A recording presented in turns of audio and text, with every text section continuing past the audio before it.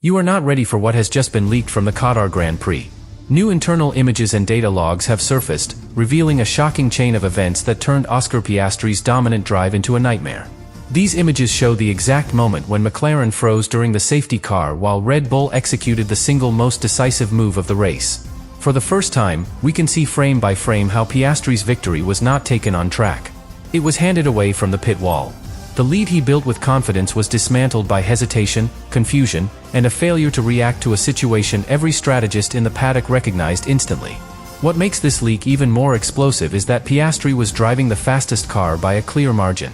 His MCL39 was untouchable through the high-speed sections, while Verstappen struggled with bouncing and rotation issues. The win was secure. The championship momentum was his. Yet the moment the safety car lights came on, the entire race collapsed around him. Before we break down the leaked images, the FIA reaction, and what this means for the World Championship that will now be decided by a single race, make sure you subscribe right now. This story is only getting bigger, and the next leak could change everything. Oscar Piastri began the Qatar Grand Prix in complete control. His pole lap was a masterclass in aerodynamic confidence and tire discipline. When the lights went out, he delivered a flawless launch, covered the inside line, and immediately built a gap over Lando Norris. His MCL39 flowed through the high-speed corners with such stability that every lap looked like a qualifying simulation. He consistently produced low 1 minute 24 laps and maintained total command over the tires mandated by the FIA's strict stint limit. Nothing in the opening phase of the race suggested that victory could slip away. The Red Bull of Max Verstappen simply did not have the pace to respond. The RB21 bounced under load and lacked rotation in the continuous high-speed arcs of Losail. Verstappen maintained third place through pure determination, but the underlying performance deficit was clear. This was a McLaren circuit and a McLaren race. Piastri's driving reflected a competitor fully in sync with the car beneath him. Every line he chose and every throttle application showed absolute trust in the machinery and absolute belief that the race was his to win. Then came the moment that rewrote the entire season. On lap 7, the collision between Nico Hülkenberg and Pierre Gasly triggered a safety car. This was the single strategic moment the entire paddock had prepared for. Red Bull reacted instantly. Verstappen was called in before Piastri had even completed half the sector. McLaren, however, remained frozen. Engineers looked at monitors, exchanged brief remarks, and failed to commit to the one move that would preserve Piastri's race. The leaked internal images show confusion rather than urgency, silence rather than decisiveness, and hesitation where clarity was required. When Piastri asked his engineer about the plan during the safety car, the response sealed the trajectory of the race. They were staying out to maintain position. It was a decision based on a flawed assumption, because the tire rules transformed track position into a trap. Remaining out meant Piastri and Norris would need to build a 25-second lead over Verstappen after the restart. With the modern field compressed and the cars closely matched, this was impossible. The strategy was broken the moment the safety car appeared. McLaren simply had not recognized it yet. As the race restarted, the consequences unfolded immediately. Piastri's medium tires had cooled below the ideal operating window. Verstappen, by contrast, had a fresh compound with perfect grip and minimal degradation. The differential in performance was not about driver ability. It was about the cost of missing the one strategic opening the race offered. Piastri pushed with precision and discipline, but the thermal cycle his tires had endured meant he could not generate the same early stint pace that had allowed him to dominate before the safety car.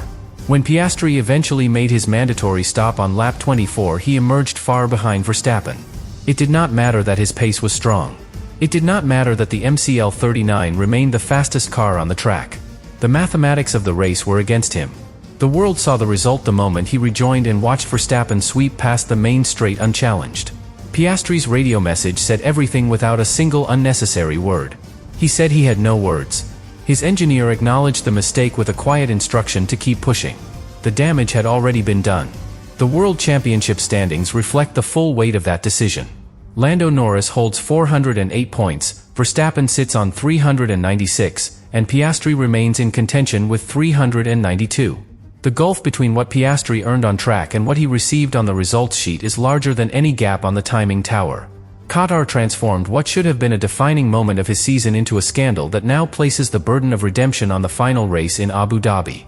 Oscar Piastri began the Qatar Grand Prix with a level of control that demonstrated complete harmony between driver and machine. His McLaren MCL39 responded instantly to weight transfer, throttle modulation, and steering load, allowing him to shape the opening laps with the confidence of someone who understood every nuance of the circuit. He built a cushion through precision rather than aggression, using clean exits and smooth inputs to preserve the medium compound exactly as the FIA tire rules demanded. The problem did not stem from anything he did on track. It originated from an operational blind spot that became visible only when the race shifted into an unexpected phase.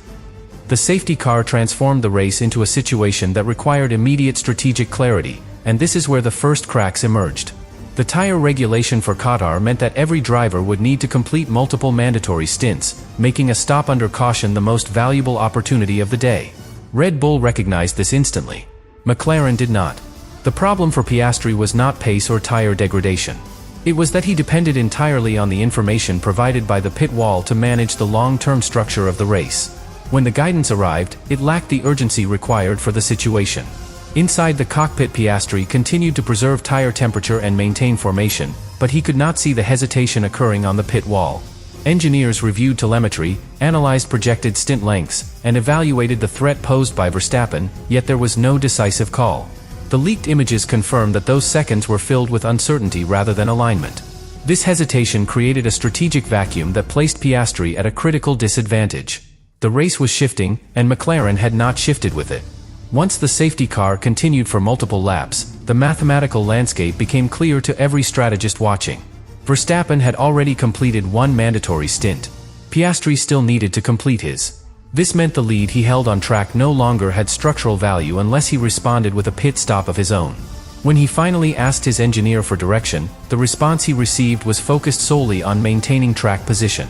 That answer sealed the core problem of the race. It addressed the moment but ignored the full race distance. It kept him ahead temporarily but guaranteed he would fall behind when the strategy unfolded. After the restart, Piastri found himself driving a car that was still fast but no longer optimized for the phase of the race he now occupied.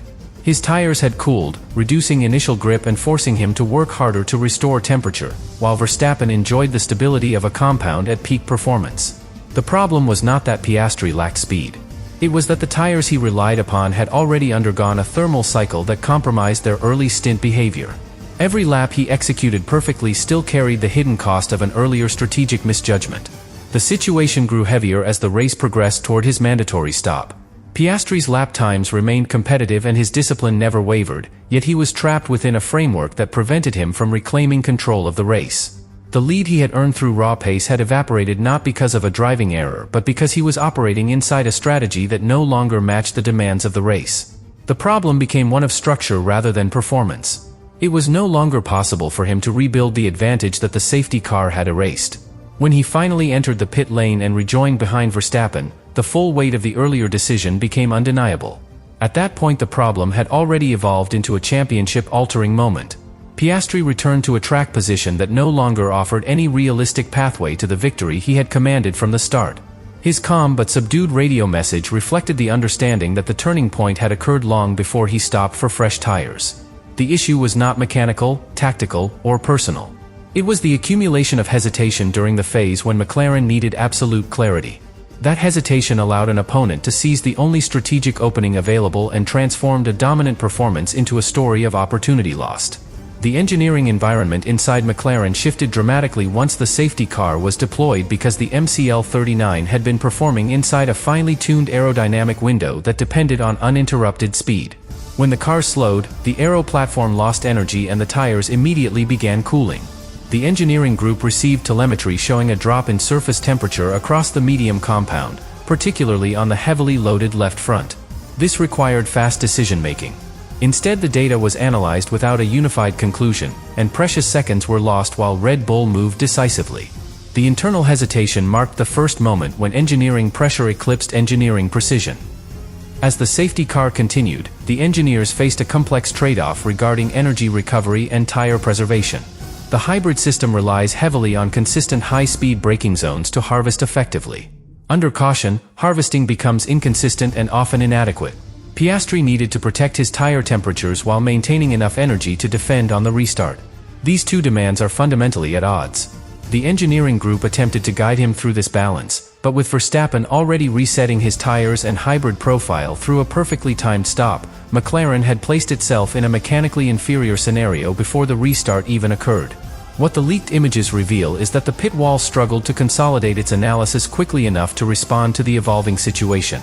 Engineers reviewed projected stint timelines, tire wear profiles, and field compression trends, yet there was no rapid escalation toward a coordinated command. This engineering delay directly contrasted with Red Bull's structured response, highlighting the difference between a team ready for the safety car and a team adapting to it only after it arrived. Piastri's car remained technically strong, but the engineering apparatus around him had not adapted with the speed necessary to sustain control of the race. Once the safety car withdrew, the engineering challenge intensified. The tires that Piastri now carried had cooled below their optimal threshold, and bringing them back into the correct operating window required a careful sequence of inputs.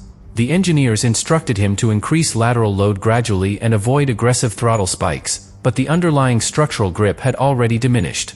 Verstappen's fresh tires gave him the ability to maximize acceleration immediately, and the engineering group recognized through telemetry that Piastri's recovery lap lacked the bite needed to rebuild the gap he had held earlier. From this point forward, the engineering team shifted into an optimization mode rather than strategic competition. They attempted to extract stability from the medium compound through incremental adjustments in brake migration, differential settings, and lift points. These changes helped stabilize the car, but could not regain the lost ground produced by the earlier decision. The engineers also monitored tire degradation curves and identified that Piastri's compound would not allow a sustained overcut or undercut against Verstappen. The models confirmed that the race had transitioned from a contest of engineering opportunity to one of engineering damage control. As Piastri approached his mandatory stop, the team analyzed traffic windows in microscopic detail, searching for any remaining strategic opening. The engineers reviewed the delta to cars behind, the tire condition of midfield runners, and the expected pace of Verstappen on his next compound. None of the simulations produced a scenario where Piastri would rejoin ahead. The engineering team prepared him for the cleanest possible stop, but the nature of the race meant he would return to track in a position dictated by the hesitation that had occurred laps earlier. Upon rejoining, the data confirmed the inevitable. Verstappen now held a lead that engineering excellence alone could not overturn.